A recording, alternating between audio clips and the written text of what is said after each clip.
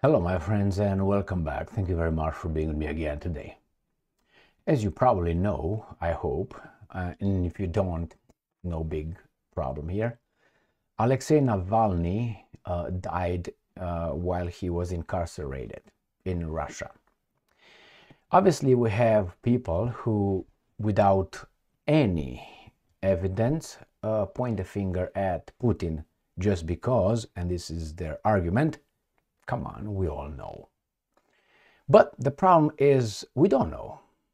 And if those people, if you are one of those people who might say, come on, Emil, we all know, it's obvious. Well, I hope that happens to you in real life when you get accused of something and instead of the evidence is provided, come on, we all know, you know it, come on.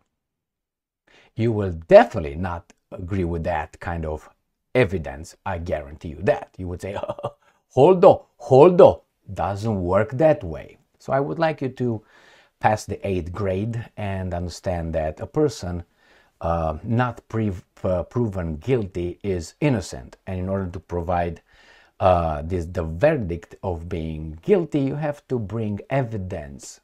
Okay, so evidence, facts. You can't just say, come on, we all know.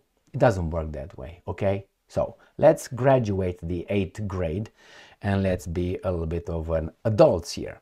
So we have this imbecile called Biden, who obviously comes out, he's prompted, pushed for about 15 minutes out. That's his flight autonomy or conscious, semi-conscious autonomy. And after 15 minutes, he's put back into his crypt until we resuscitate him again, sticks things in his nose, inject him, straighten him up, put some suppositories in his ass and release him for no more than 15 minutes, like a battery. After 15 minutes,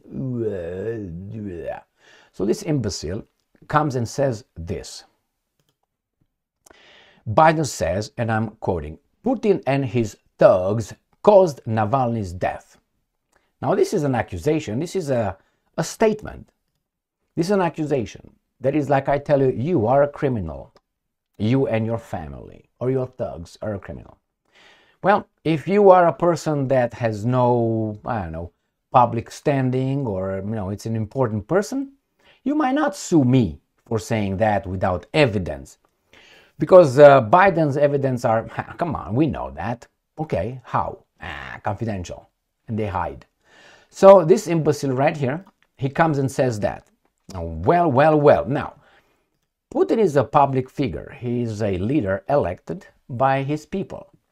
I know those are fake. Come on, you know. But Biden was elected, you know. So Putin is the leader of a country, and that is a kind of like a, how do you call that? Defaming? Isn't that called defaming? When you say something and you affect someone's reputation? When you say that? I think it is. Will Biden be sued for defaming Putin again? And if not, why not? I'm going to show you here. Remember this? All right, this comes from whatever NPR, garbage. Jury orders Trump to pay $83 million for defaming idiot columnist E. Jan Carroll. Okay, look at those teeth. Horse, of course. Anyway, this is no diversity. I don't see any African Americans, midgets, men, or trans. So very, very, very exclusive. All right, so what do we have here? All right. We have this. What caused this case is about? In 2019, that idiot, an advice columnist and freelancer writer, accused another guy, a person, of sexually assaulting her in the 90s. The accusation, which was detailed in her book, was first previewed in New York Magazine article. After the article's publication, Trump issued 2 statements. Remember that statement? That's a statement. And he says this, including one in which he outright denied her claim and said she was not my type. Man, my preference. I would not fuck her. That's his preference. Now that is the defamation. Carol then sued Trump for defamation, arguing that his comments ruined her reputation. You are ugly as fuck. I would not fuck you either. I can't even imagine how you were younger. I don't even care. Got that? So she won because he said, you are not my type. So she won for his preferences. He didn't accuse her of, being a liar or a criminal like this imbecile. He just said, according to my preference, I would not put my cock in your pussy. Got it? Carol then sued Trump for defamation, arguing that his comments ruin her reputation. What about these comments? No, don't ruin Putin's reputation? I think they definitely ruin it. As a trusted source. Why? Because that's not my type? Or because, well, I deny it. I deny I didn't do it. You have to prove it. And she didn't so far. And resulted in a slew of insults and threatening messages, emails, and comments to her social media accounts. By people, not by him, or whatever. So you look here. So she won defamation suit because he said, not my time, and I did not do what she said I did. This guy says something without providing any evidence. Defamation, 100%. Now, look at this cute guy. Wouldn't you think that he would do such a thing? Well, first, we don't know who did it. We can only assume or make scenarios. The fact is, you don't call someone a criminal without evidence, because that's defamation. Because you're going to affect his trust as the leader of a country. So if we are to use, for this little teddy bear right here, this little garbage here, then this is definitely defamation. Because he says, Putin and his thugs caused Navalny's death. Do you have any evidence? He was a convicted criminal by Russian courts. Oh, those are Putin's. It doesn't work that way. Oh, he won elections because, that's denying elections. Remember? Without evidence, no. Now we go to this one. This imbecile right here. Now, I always like this imbecile's back of the hair right here. You see this? This is like a helmet. Reminds me all the time of this guy's helmet. So when I see this imbecile, imagine that tongue in your mouth. I know you vomited, that's fine. That's the normal reaction for a human being. Now, that's the guy. This is the helmet. And, you say, well, he's cute, man. Or, hey, he's like a teddy bear. I remember when I had a colleague when I was in the investigations. And she was an African American. And we would discuss politics. And, she was like this. I can punch you, but you can't punch me back. Verbally, obviously. And she was telling me that, well, what do you mean this guy is not cute? We're not talking about this. We're talking about this person. Where is she? Right here. We're talking about this person. And she said, oh, she's so cute. And I said, well, I'm sorry. I don't like her. I think she's just ugly as fuck. Oh, she's so classy. She's so cute. Okay, well, that's your preference. I have my preference, different standards of love and value and beauty. So the same thing with this guy right here, or with the sticky tongue over there, or this guy right here. But if we are just to go to that basic method of finding or trying to find out who did it, is the che bono. Che bono means who benefits out of it. Does Putin benefit out of it? Well, if Navalny would be alive, he was alive for how many years incarcerated?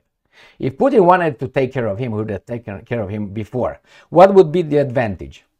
The guy would not come back into the world as long as Putin was alive. So if he was kept over there, if Putin was evil, would keep him over there and hurt him. Or did he the first few days get a little cancer, heart attack, or a mini stroke? But you see, when it's the che bono who benefits, it's coincidental, I would say, that we have this article out from the Business Insider right here. Navalny's wife urges the world to unite against Putin. So that means this person's death works against Putin's benefit, against him. So that means he quite shouldn't have done it. Because remember, with Navalny inside, incarcerated, did not matter. Really, he was under Putin's control, if we know. We take that argument, we know.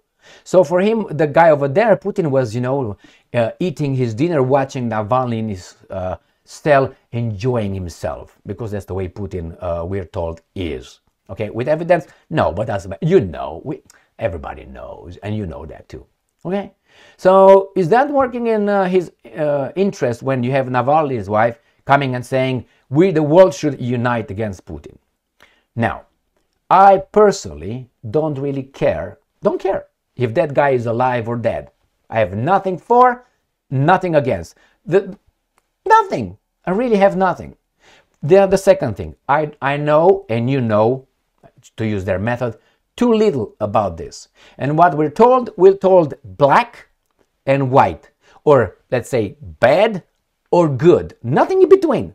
We know that Navalny was the perfect guy that Putin was afraid of, and on the other hand, we find out that he was a criminal who violated his parole, and he was reincarcerated for his embezzlement charges that he was found by Russian courts as guilty. Now, you can say, the Russian courts. Well, the same I can say about, when Epstein killed himself, the American courts. What makes you think that we should not say that about the American courts, but we should say that about the Russian courts? And your evidence is, No, it doesn't work that way. I don't know. It doesn't work that way. If you think that's the way the justice system works, then I hope it happens to you. I hope it happens to you. When you do something, I hope you don't do anything, and I know your neighbors come and accuse you of something, and you say, well, where's your evidence? And the neighbors, all of them say, everybody knows you did it. And you say, oh, if everybody knows I did it, then I guess I'm guilty. I guarantee you will not say that. You will say, that means zero. So I would like to have the minimum justice in your fucking heart and brain, let's put it this way, and say, what do you mean, Biden? What do you mean Putin and his thugs caused Navalny's death? I think you caused his death by supporting him, by pushing him in the direction to push stuff, to become a criminal. You see, you can always say these kind of things because we are not in the middle of it.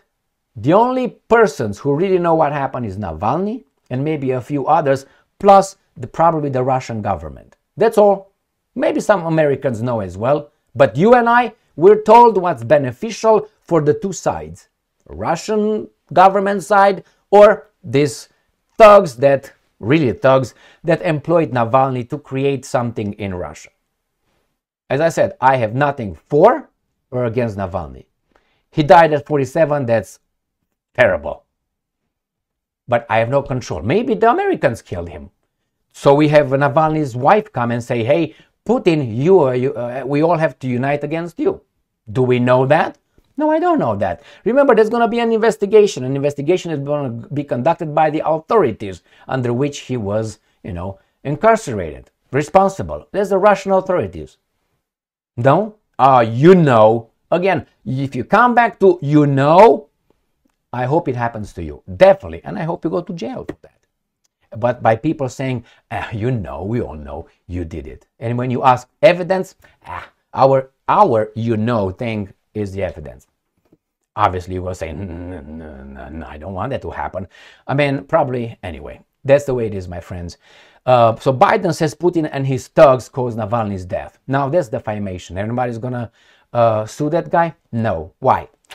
You see, law and justice goes up to a certain level. Beyond that, it seems like you're absolved of any judgment. Or, depends who you are. Thank you very much for being with me again today. Stay strong, stay smart, look for the truth, and be just.